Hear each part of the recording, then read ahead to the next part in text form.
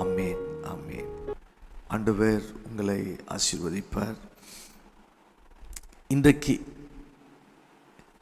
நாம் தியானிக்க இருக்கிற தேவ செய்தியின் தலைப்பு, கர்த்தர் உனக்காக கிரியை செய்கிறார். தலைப்பு, கர்த்தர் உனக்காக கிரியை செய்கிறார், கிரியை செய்து கொண்டு இருக்கிறார். நம்ம சில நேரம் என்ன நினைக்கிறேன்னா, எனக்காக ஒன்றுமே ஆண்டவர் செய்யலையே, ஒன்றுமே செய்ய மாட்டாரு, அப்படி தான் நம்ம சூழ்நிலை தெரியும். அப்படிப்பட்ட நேரங்களில் நம்ம விசுவாசமாக என்ன அறிக்கை செய்யணும்னா, கர்த்தர் எனக்காக கிரியை செய்து கொண்டு இருக்கிறீங்கப்பா. ஒரு அற்புதமான காரியம் நடக்கும், ஆச்சரியமான காரியம் நடக்கும். கர்த்தர் கிரியை செய்கிற தேவன்.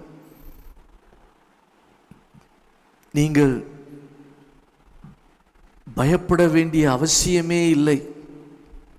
கர்த்தர் உங்களுக்காக கிரியை செய்து கொண்டு இருக்கிறார். சில நேரம் இந்த பயங்கள், என்ன ஆக போதோ, என்ன நடக்க போகிறதோ, இந்த பயத்தின் சூழ்நிலை ஆட்டி படைக்கும். அந்த நேரத்தில் தான் சொல்லணும், கர்த்தர் எனக்காக கிரியை செய்து கொண்டு இருக்கிறீங்கப்பா, எனக்காக வேலை செய்து கொண்டு இருக்கிறீங்கப்பா. பயம் உள்ளே வந்து விட்டால் என்ன செய்யணும்? இப்போ ஏதோ ஒரு சூழ்நிலையில் பயம் உள்ள வருது, என்ன செய்யணும்? தேவனிடத்தில் போகணும்.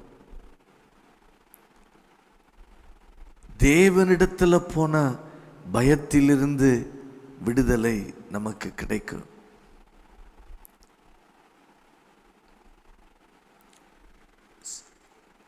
சிலர் சொல்லுவாங்க, இந்த பயம் என் வாழ்க்கையை தள்ளுகிறது, என் வாழ்க்கையை தள்ளி கொண்டு இருக்கிறது, எனக்கு ஒரே பயமாக இருக்கிறது, பயமாக இருக்கிறது என்று சொல்லி கொண்டு இருப்பார்கள். ஆனால் தேவனிடத்தில் சேருகிற பிள்ளைகள், நீங்க அப்படி சொல்ல வேண்டிய அவசியம் இல்லை. பயத்துக்கு நிவாரணம் கர்த்தர். எந்த பயப்படுகிற சூழ்நிலை இருந்தாலும் பயத்துக்கு நிவாரணம் கர்த்தர். பயத்திற்கு நிவாரணம் விசுவாசம். பயத்துக்கு நிவாரணம் வார்த்தை. வார்த்தை கிட்ட போகணும்.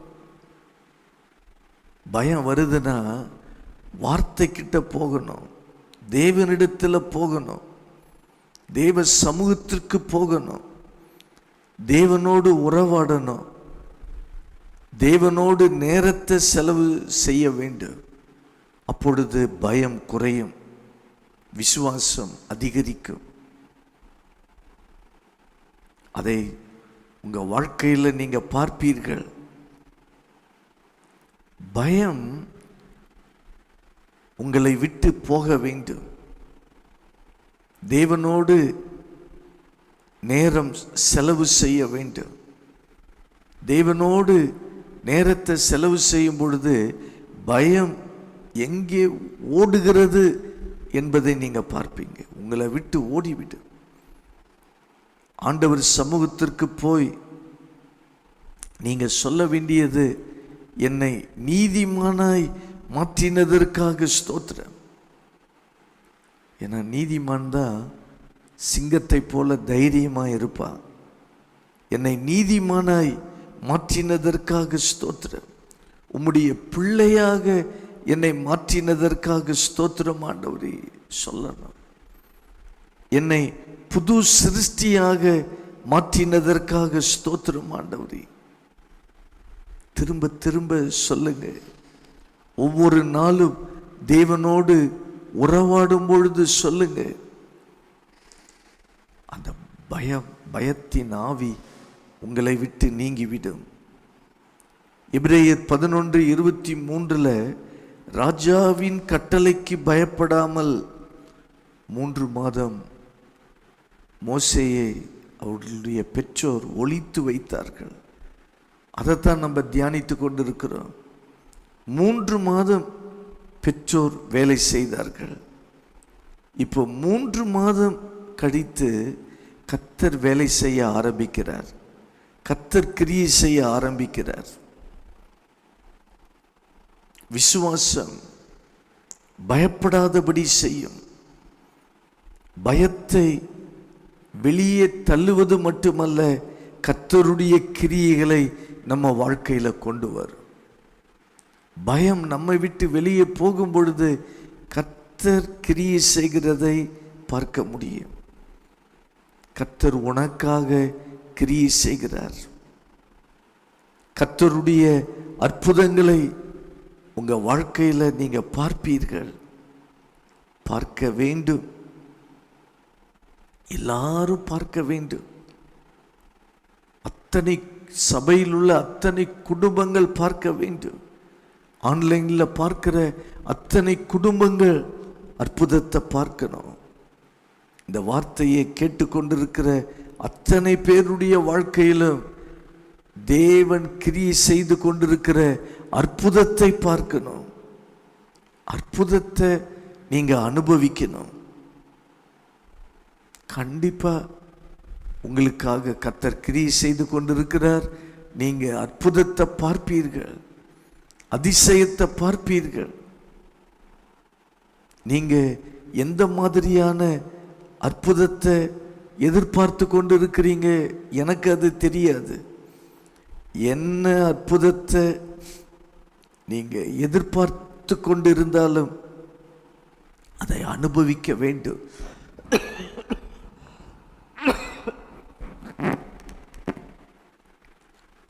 அனுபவித்தே ஆக வேண்டும். அனுபவிப்பீர்கள்.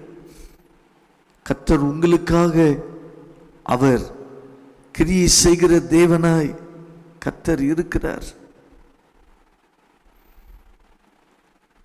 நிச்சயம் அற்புதங்களை செய்வார். நீங்க விசுவாசிங்க. எனக்காக தேவன் கிரியை செய்து கொண்டு இருக்கிறார். நாம் யாத்திராகமம் 2ஆம் அதிகாரம் 3வது வசனத்துல நம்ம பார்க்கிறோம். 3 மாதம் ஒளித்து வைத்தார். 3 மாதம் ஒளித்து வைத்தார்கள். அதற்கு மேல் மோசேயை ஒளித்து வைக்க முடியவில்லை. மோசே குழந்தையை எகிப்து தேசத்தில் இராணுவ வீரர்களின் சத்தம் கேட்டுக்கொண்டே இருக்கிறது. என்ன செய்தார்கள்? யாத்திராகமம் 2:3 சொல்கிறது, ஒரு நாணல் பெட்டியை செய்கிறார்கள். குடும்பமாய் செய்கிறார்கள், ஒரு மனமாய் செய்கிறார்கள், கண்ணீரோடு செய்கிறார்கள், கண்ணீரோடு விதைக்கிறார்கள், நாடல் பெட்டியை செய்கிறார்கள். அதனாலதான் குடும்பமா எந்த காரியத்தை செய்தாலும் குடும்பமா செய்யணும், குடும்பமா ஜெபிக்கணும், குடும்பமா பிரயாசப்படணும். நீங்க குடும்பமா பிரயாசப்படுவீங்கன்னா உங்க பிரயாசத்தை கர்த்தர் ஆசீர்வதிப்பார். இல்லை நீங்க மட்டும்தான் ரட்சிக்கப்பட்டு இருக்கிறீங்கன்னா நீங்க பிரயாசப்படும் பொழுது உங்க பிரயாசத்தை கர்த்தர் ஆசீர்வதிப்பார். இப்ப எல்லாரும் சேர்ந்து மோசே உடைய பெற்றோர் மிரியாம் எல்லாம் சேர்ந்து நாணல் பெட்டியை செய்கிறார்கள். ஒருவருக்கொருவர் விட்டு கொடுத்து செய்கிறார்கள். ஏன்? தேவ திட்டம் இந்த குழந்தையின் மூலமா நடக்கணும். மோசே குழந்தையின் மூலமாய் தேவ திட்டம் நடக்கணும், தேவ நோக்கம் நடக்கணும். அதற்காகத்தான் இவ்வளவு பிரயாசம்.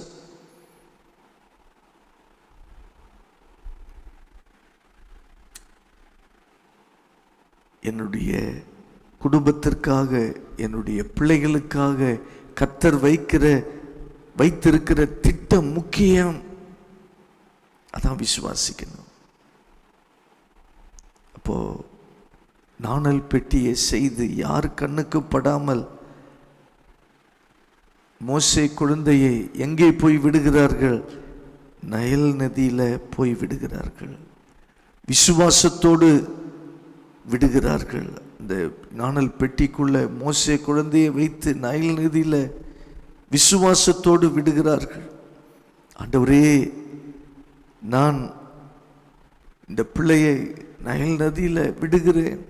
இந்த பிள்ளைக்கு என்ன ஆகுன்னு தெரியாது, உம்முடைய கரங்களில் விடுகிறேன். ஆண்டவரே, இந்த குழந்தைக்கு என்ன ஆகும் என்று தெரியாது, ஆனா உமக்கு தெரியும். இந்த குழந்தைக்கு என்ன ஆகும், என்ன நடக்கும். சில நேரங்களில் சிறு பிள்ளைகள், சிறு குழந்தைகளை வைத்து பல போராட்டங்கள் சந்திக்கும் பொழுது இப்படிதான் ஜெபம் பண்ணணும். உங்க கரங்களில் ஒப்பு கொடுத்துட்றப்பா, உங்க பிள்ளைகளை, உங்க பேர பிள்ளைகளை போராட்டங்களை சந்திக்கும் பொழுது, ஆண்டவரே உங்க கரங்கள்ல ஒப்பு கொடுக்கிறேன், எங்களால் முடிஞ்சதை பிரயாசப்படுகிறோம், ஆனா இதுக்கு மேல நீங்க தான் ஆண்டவரே, இதற்கு மேல நீங்க தான் பொறுப்பெடுக்கணும். கர்த்தர் சொல்றாரு, மோசேயுடைய பெற்றோரை பார்த்து, நீங்க 3 மாதம் பார்த்து கொண்டீங்கல்ல, இனி இந்த குழந்தையை என்னுடைய கண்ணும் என்னுடைய கரமும் இந்த பிள்ளை மேல இருக்கும். இதுக்கு மேல நான் பார்த்து கொள்வேன். 3 மாதம் மோசேயுடைய பெற்றோர் பிரயாசப்பட்டார்கள். 3 மாதம் பார்த்து கொண்டார்கள். ஏன்? தெய்வ திட்டம் இந்த பிள்ளை மூலமா நடக்க வேண்டும், ஏதோ ஒரு நோக்கம் இருக்கிறது. ஆனா 3 மாதத்துக்கு பிறகு இவர்களால் பாதுகாக்க முடியல. கர்த்தர் சொல்றாரு, இனிமேல இந்த குழந்தை மேல என் கண்ணும் என் கரமும் இருக்கும். சிலர் என்ன நினைக்கிறாங்கன்னா, கர்த்தரா பார்த்து எல்லாம் செய்யணும். கர்த்தரா பார்த்து எல்லாம் செய்ய மாட்டார். நமக்குன்னு பொறுப்புகள் இருக்கிறது. அந்த பொறுப்புகளை நம்ம நிறைவேற்ற வேண்டும். அந்த பொறுப்பை நிறைவேற்றும் பொழுது முழு பரலோகமும் வேலை செய்ய ஆரம்பிக்கும். தெய்வ தூதர்கள் வேலை செய்ய ஆரம்பிப்பார்கள். நாம பிரயாசப்பட வேண்டியதை கண்டிப்பா பிரயாசப்படணும். நான் சும்மா இருப்பேன், எல்லாம் ஆண்டவர் பார்த்துக்குவாரு. இல்லை இல்லை இல்லை, அப்படி செய்ய மாட்டார். மோசே குழந்தையை 3 மாதம் ஒளித்து வைத்தார்கள், பிரயாசப்பட்டார்கள். அதற்கு மேல்தான் கர்த்தர் பார்த்து கொண்டார். உங்க பிரயாசம், உங்க முயற்சி இருக்கணும். அதை பார்த்துதான் பரலோகம் உங்களுக்காக கிரியை செய்யும். இங்கு யாத்திராகமம் 2ஆம் அதிகாரம் 4வது வசனத்தை பார்க்கும் பொழுது, நைல் நதியில அந்த பிள்ளையை விட்டுட்டு நாணல் பெட்டியில வைத்து நைல் நதியில விட்ட பொழுது அந்த குழந்தைக்கு என்ன ஆகிறது? தமக்கை தூரத்தில் நின்று கொண்டு பார்க்கிறாள். யார் அந்த தமக்கை? மிரியாம், மோசேயுடைய சகோதரி. என்ன ஆகிறது? அந்த பெட்டி எங்கே போகிறது? அந்த பெட்டி போக போக இவளும் நடந்து கொண்டு போயிருப்பாள். 5வது வசனம் சொல்லுகிறது, அப்பொழுது பார்வோனுடைய குமாரத்தி நதியில் ஸ்நானம் பண்ண வந்தால். பாருங்க, கர்த்தருடைய நடத்துதலை நம்ம பார்க்கும்போது ஆச்சரியமா இருக்குது. பார்வோனுடைய குமாரத்தி அந்த நேரத்தில் நதியில குளிக்க வரணுமா? இது எப்படி? அவ பார்வோனுடைய குமாரத்தி, அவங்க வீட்டிலேயே பாத்ரூம்லாம் வசதியான பாத்ரூம்லாம் இருந்திருக்கும். அன்னைக்கு அங்க குளிக்கல. பார்வோனுடைய குமாரத்திக்கு நீச்சல் குளமே இருந்திருக்கும். அந்த நீச்சல் குளத்துல அன்றைக்கு அவள் குளிக்கவில்லை. ஏதோ ஒரு ஏவுதல், நைல் நதியில போய் குளிக்கணும். கர்த்தர் ஏவி விட்டார். நீ ஃப்ரெண்ட்ஸுங்களோட நைல் நதிக்கு போ. நம்ம ஆண்டவர் சரியா நடத்துகிறவர், சரியா ஏவுகிறவர். யாரை ஏவி எதை செய்யணுமோ அதை உங்களுக்காக கர்த்தர் செய்ய வைப்பார். தேவ திட்டத்துக்கு ஒப்பு கொடுத்தால் உங்களுக்காக கர்த்தர் கிரியை செய்வார். நடக்காத பல காரியங்கள் உங்க வாழ்க்கையில நடக்கும். நடக்காத காரியங்கள் நடக்கும்படி கர்த்தர் கிரியை செய்வார். நடப்பதற்கே சாத்தியமில்லாத காரியங்களை கர்த்தர் செய்வார். இப்படிலாம் நடக்கிறதுக்கு வாய்ப்பே கிடையாது, சாத்தியமே இல்லை. ஆனா கர்த்தர் செய்வார். கர்த்தர் சரியாய் நடத்தக்கூடிய தேவன். இப்ப அந்த நாணல் பெட்டியில உள்ள அந்த குழந்தையை பார்வோனுடைய குமாரத்தி சரியாய் பார்க்கும்படி கர்த்தர் வைத்தார். பார்வோனுடைய குமாரத்தியே உன்னை நைல் நதிக்கு கொண்டு வந்ததே இந்த பெட்டியை பார்ப்பதற்காகத்தான். உன் கண் அந்த பெட்டியை, நாணல் பெட்டியை பார்க்கணும். கர்த்தர் எப்படி கிரியை செய்கிறார் பாருங்க. ஆச்சரியமாய் கிரியை செய்கிற தேவன். இது மோசே பெற்றோருக்கு தெரியாது.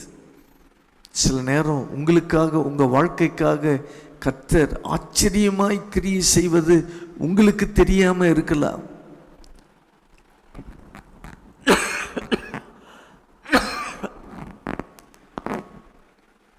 அவசரப்பட்டு ஆண்டவரை குறையா நினைச்சிடாதீங்க. உங்களுக்காக கர்த்தர் கிரியை செய்து கொண்டு இருக்கிறார். உங்க வாழ்க்கையிலும் அற்புதங்களை செய்யும்படி கர்த்தர் கிரியை செய்து கொண்டிருக்கிறார். அது உங்க கண்ணுக்கு தெரியாம இருக்கலாம், ஆனா கர்த்தர் கிரியை செய்கிறார். நீங்க செய்ய வேண்டியது, உங்களுக்கு தேவன் என்ன வார்த்தையை கொடுத்தாரோ அந்த வார்த்தையை நீங்க விசுவாசிக்கணும். அதான் நீங்க செய்ய வேண்டியது. உங்களுக்கு தெரியல என்பதனால தேவன் கிரியை செய்யவில்லை அப்படின்னு நீங்க நினைச்சிடாதீங்க.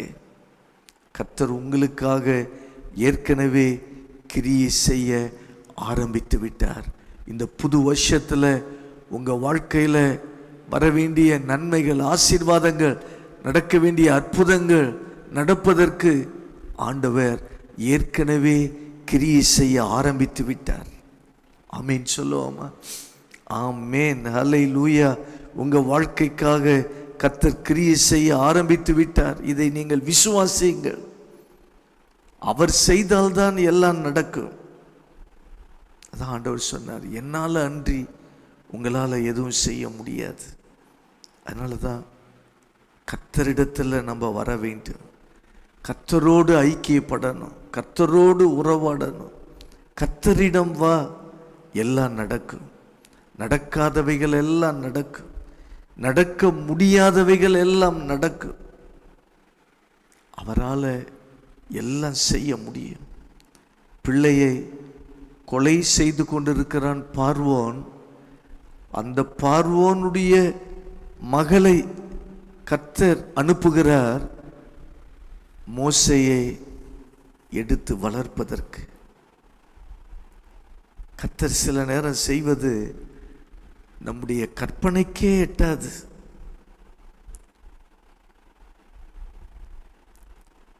மோசேவுடைய தாய், என் பிள்ளை அரண்மனையில் வளர்க்கப்பட போகிறது, வளரப்போகிறது நினைத்து பார்த்து இருப்பாளா? நினைத்து பார்க்க கூடாத காரியங்களை கர்த்தர் செய்கிறார்.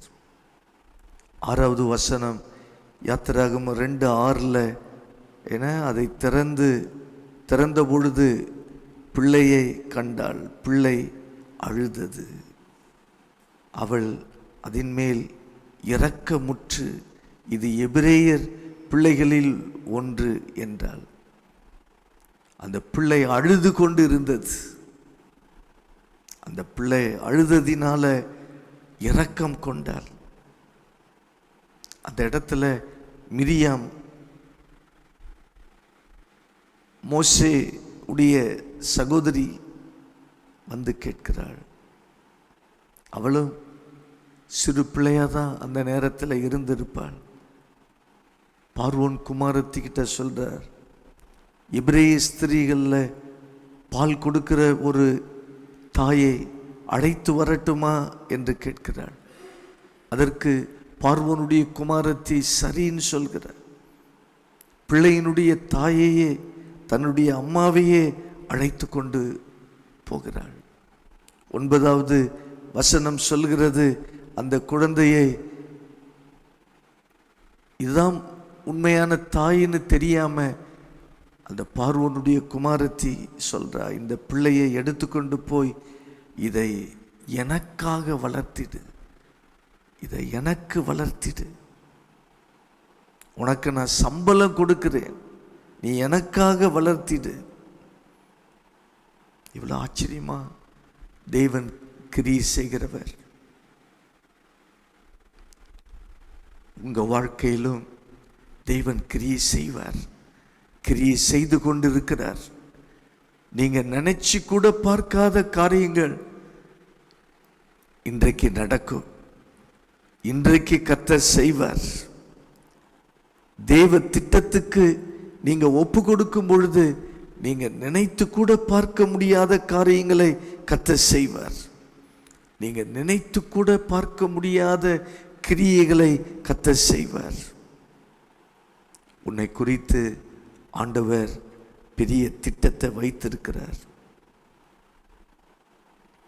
சில நேரம் நீங்க கேட்காமலேயே கர்த்தர் உங்களுக்காக கிரியை செய்வார். நீங்க கேட்டே இருக்க மாட்டீங்க, உங்களுக்காக கர்த்தர் கிரியை செய்வார்.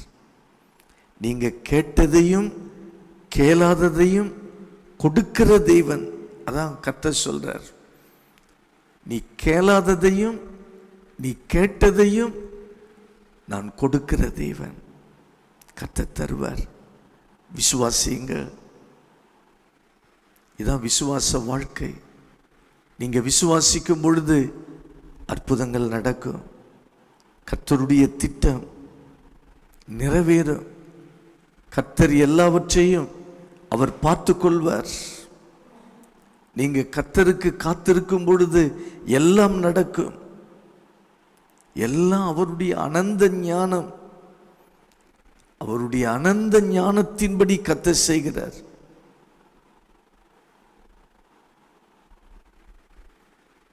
அந்த குழந்தையை மோசேயுடைய தாய் எப்படி வளர்த்திருப்பாள்? உன் மேல தேவ திட்டம் இருக்கிறது, நீ தேவனுடைய பிள்ளை, உன்னை குறித்து ஒரு பெரிய திட்டம் இருக்கிறது சொல்லி சொல்லி பால் கொடுத்திருப்பாள், வளர்த்திருப்பாள், பிரயாசப்பட்டாள். நாம் பிரயாசப்பட வேண்டியதை பிரயாசப்பட்டால்தான் தேவன் செய்ய வேண்டிய கிரியைகளை அவர் செய்வார். கர்த்தர் நல்ல தேவன். கர்த்தர் உனக்காக, இந்த வார்த்தையை கேட்டுக்கொண்டிருக்கிற உனக்காக கிரியை செய்து கொண்டிருக்கிறார். நீங்க எதற்கும் பயப்பட வேண்டிய அவசியம் இல்லை. கர்த்தர் உங்க பின்னாடி இருந்து கிரியை செய்கிறார். ஜெபிப்போம். நல்ல ஆண்டவரே, எங்களோடு நீங்க பேசின இந்த வார்த்தைக்காக நன்றி அப்பா. கர்த்தர் எங்களுக்காக கிரியை செய்து கொண்டிருக்கிற தேவன் அப்பா. நாங்கள் பயப்பட வேண்டிய அவசியமே இல்லை. நாங்கள் உம்மண்டை சேர சேர உங்கள் வார்த்தையை வாசித்து தியானிக்க தியானிக்க பயத்தையெல்லாம் நீக்கி போட்டு விசுவாசத்தால் நிரப்புகிறவர். எங்களை விசுவாச வாழ்வினால நிரப்புங்கப்பா. ஒவ்வொரு நேரமும் கர்த்தர் எனக்காக கிரியை செய்து கொண்டு இருக்கிறீங்க. அதை நாங்கள் அறிக்கை செய்து கொண்டே இருப்பதற்கு கிருபை தாங்க. கர்த்தர் எனக்காக வேலை செய்து கொண்டிருக்கிறார். கர்த்தர் எனக்காக யாவையும் செய்து முடிப்பார். உங்களை சார்ந்து இருக்கிற பிள்ளைகள், ஜெபிக்கிற பிள்ளைகள், தேவனோடு நெருங்கி வாழ்கிற பிள்ளைகளுக்கு நீங்க கிரியை செய்கிற தெய்வம், நினைத்து கூட பார்க்க முடியாத அற்புதங்களை செய்கிறவர். அப்படிப்பட்ட அற்புதங்கள் நடக்க ஜெபிக்கிறேன். பெரிய காரியங்களை செய்யுங்க. உங்க நாமம் மகிமைப்படட்டும். இயேசுவின் நாமத்தில் ஜெபிக்கிறேன் நல்ல பிதாவே, ஆமேன். ஆமேன். கர்த்தர் உங்களை ஆசீர்வதிப்பார். தோத்திரம்.